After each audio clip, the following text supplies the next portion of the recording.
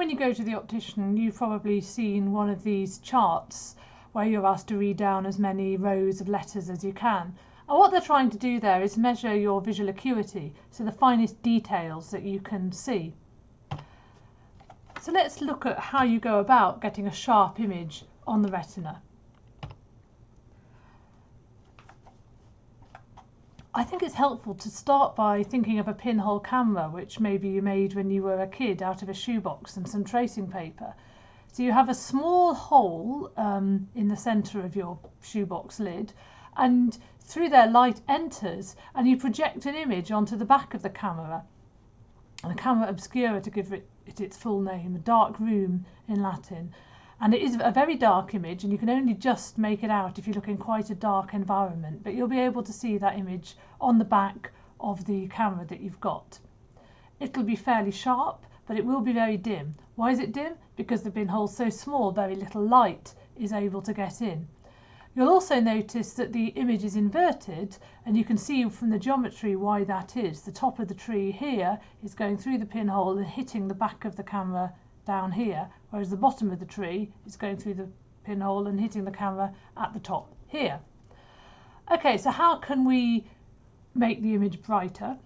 We could increase the size of the pinhole, but the trouble is then the image would get very blurry because light would be entering from all different angles, and this point P would be smeared out across the back of the camera and everything would get very blurry. What you can do is make your hole, your aperture, big, but put a lens in that will then focus the light, so that even though light's entering from all sorts of different angles, the lens focuses it down so that all the light from this point in space ends up at the same location on the back of the eye. And now you've got a sharp image and it's bright. Now our eyes have a lens like a camera, but actually most of the focusing is done by the cornea, the horny surface at the front of the eye. The cornea and the lens both have a refractive index which is rather similar to that of glass, and it's higher than that of air, and that's what makes the light rays bend. The amount of optical power is measured in diopters. You don't need to worry too much about what that is, but I'll just tell you that the cornea has an optical power of around 40 diopters, whereas the lens has about 20 diopters when it's relaxed, and it can change the power. So most of the optical power is provided by the cornea. That's doing most of the work of focusing light on your retina. But the important thing about the lens is that it can change its shape and so change the focus power, enabling you to focus clearly on objects at different distances. So if you want to look at an object that's far away, like this bird 50 meters away, your lens becomes fairly flat so that it's got rather little optical power, and so the light rays don't get bent very much, which they don't have to because they're coming from so far away that the cone of rays is actually fairly narrow, so you don't need a lot of optical power in order to focus the light on the back of the eye. Whereas if you want to look at something very close, then your lens changes shape, it becomes much rounder and fatter, and it gets much more optical power, so it's able to bend the light rays more and focus them so that still you get a sharp image on the back of your eye. There's another diagram of that. This ability is called accommodation. It's a strange word because normally we think of accommodation as meaning where you're going to sleep at night, but in ophthalmology it refers to the focal power of the eye's ability to accommodate on objects at different distances.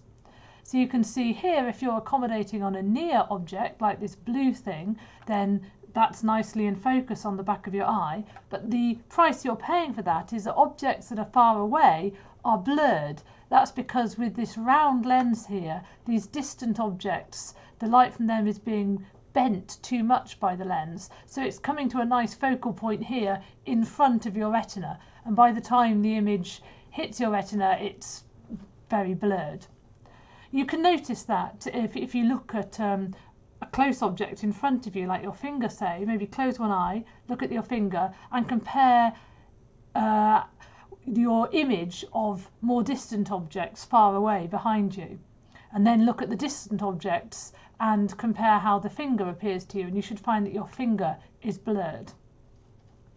For a far object, it's exactly the opposite way around, of course. So this far object, the lens is fairly flat, so it has got rather little optical power, and that far object is now brought to a nice focus on the back of the eye, but conversely the near object is now blurred because the light rays here are not being bent as much as they need to be. They would come to a focus somewhere around here, but of course that's way too late, it's behind the retina.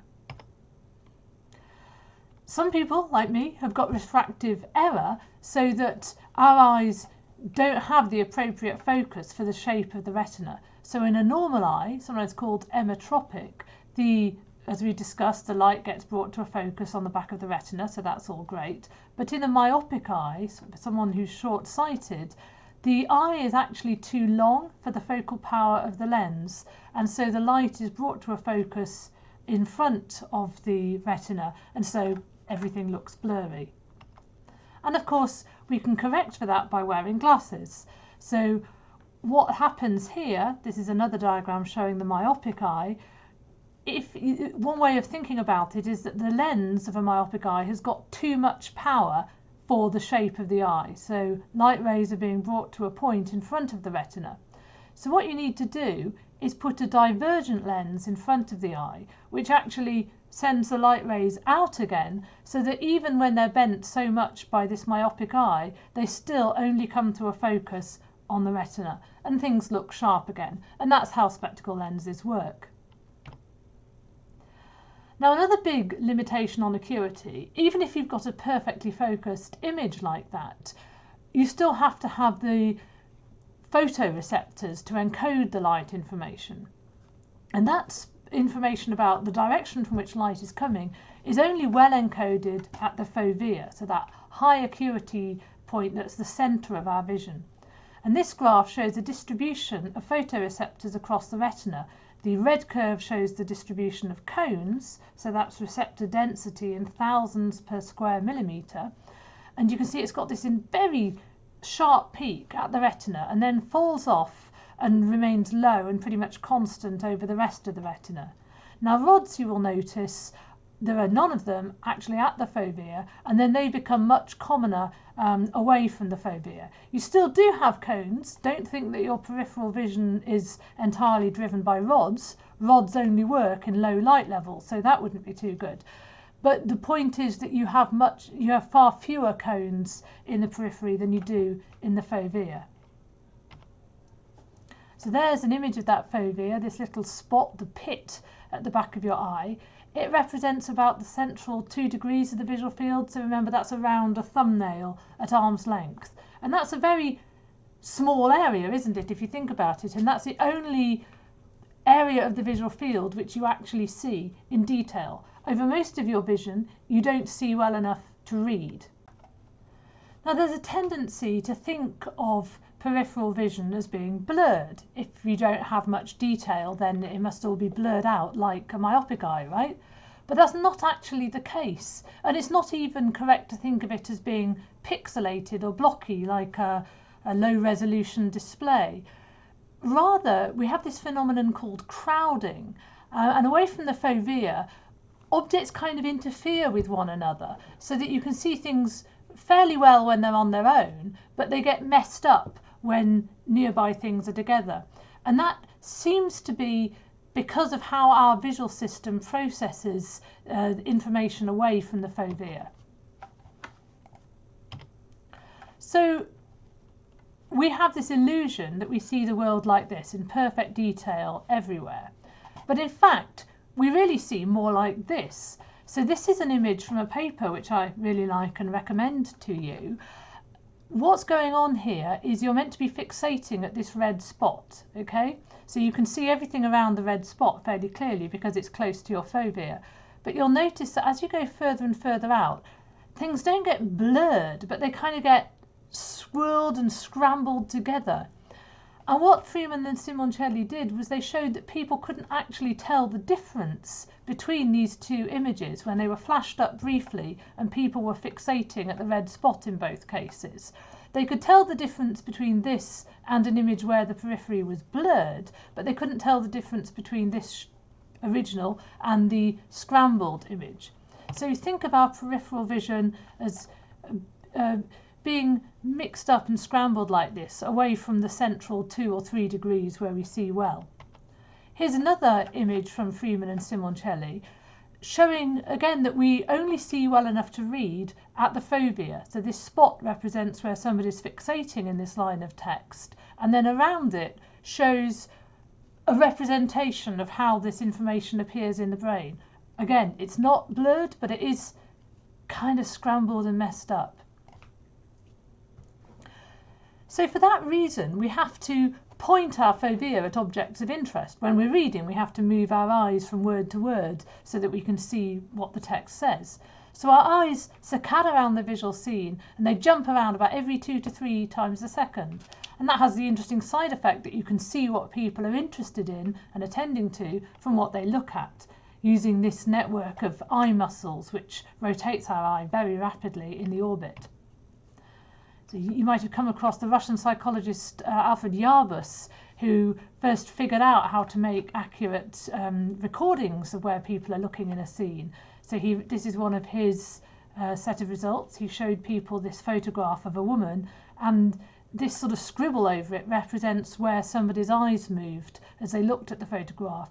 And you can see very typically they're spending a lot of time looking at the eyes, the nose and the mouth. They're sort of scanning around the edge of the face. They're not spending a lot of time looking at the corners of the image or places where nothing interesting is happening. Here's another example of a painting showing something dramatic going on, and here's the person's eye movements, again scanning from face to face across the screen. So this is a useful technique. It's useful in young children and animals who can't tell us what they can see, but we can infer something about what they're seeing, or at least what they're attending to, from tracking their eye movements. There's a baby having its eye movements tracked, and heroically someone there is tracking a dog's eye movement.